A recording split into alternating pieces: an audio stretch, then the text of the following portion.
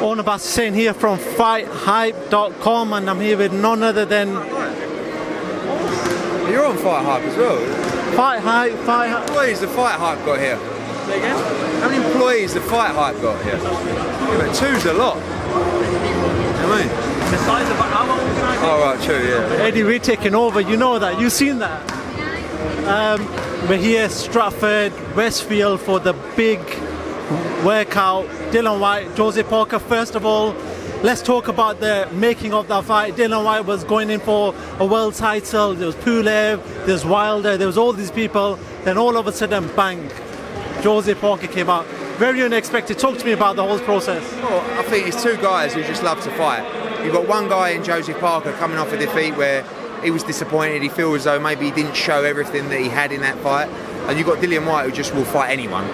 And you know, in their positions on the verge of challenging for a world title, generally they'd avoid each other, but it was literally made in 24 hours.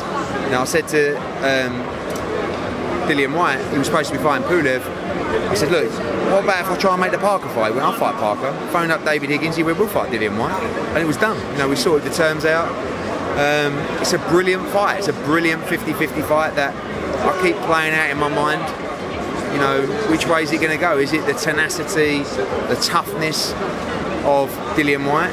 Is it the speed, the movement, and probably the will to prove people wrong as well of Whyte-Parker?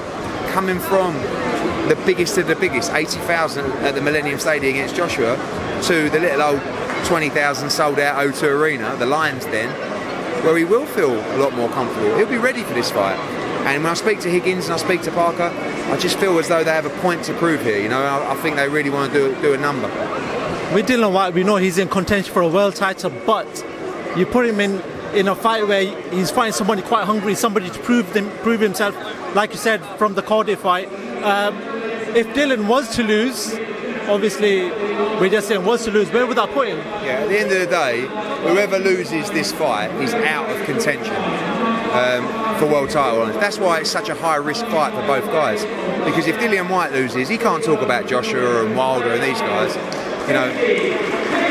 And if Parker loses, he's done. He's out.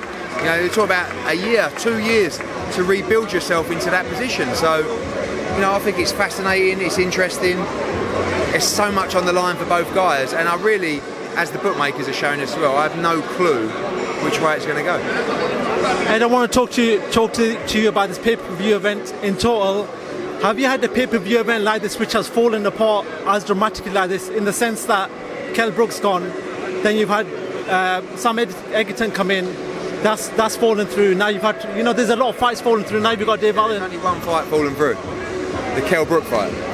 So like, people who love a moan say to me, oh, there's 3 fights that have fallen through. Kell Brook's fight, Joe Joyce against Nick Webb, and Sam Egerton against Brandon Cook. It's like, no, that was the same fight. So one fight's fallen through, and it's been replaced by Nick Webb against Dave Allen. So in that respect, it was disappointing to lose Kell off the card.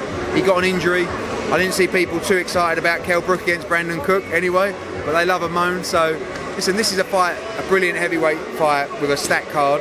And as always in the pay-per-view world, if you want to buy it and you want a great night of entertainment, you'll buy it.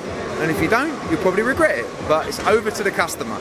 And to make these big fights, to pay these guys what they want, you know, again, people say to me, it's all about the money with you, Hearn. No, it's all about the money with the fighters and the advisors and the managers. That's life, that's the game. So I've got, in order to make Whyte-Parker against Dillian Whyte, I've got to pay him a certain amount of money that can only be generated via a pay-per-view.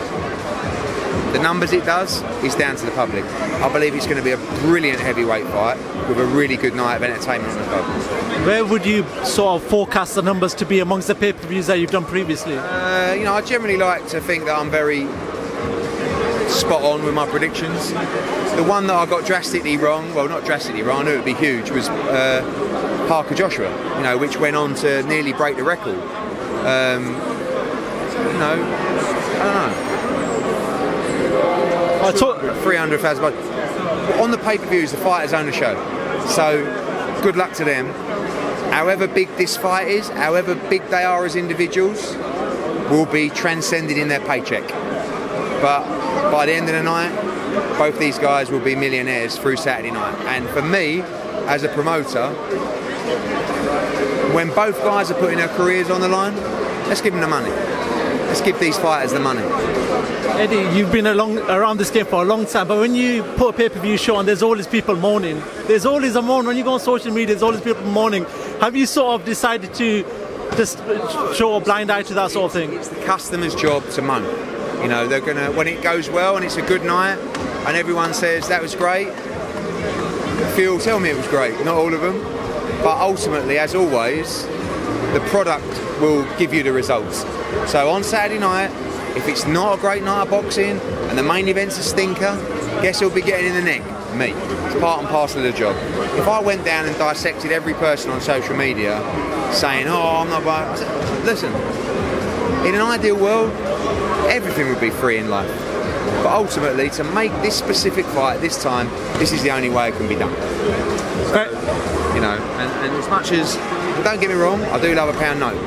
But if you are naive enough to think that the fighters will fight for any purse you suggest, then you, my friend, are an absolute plonker, and you have no understanding of life.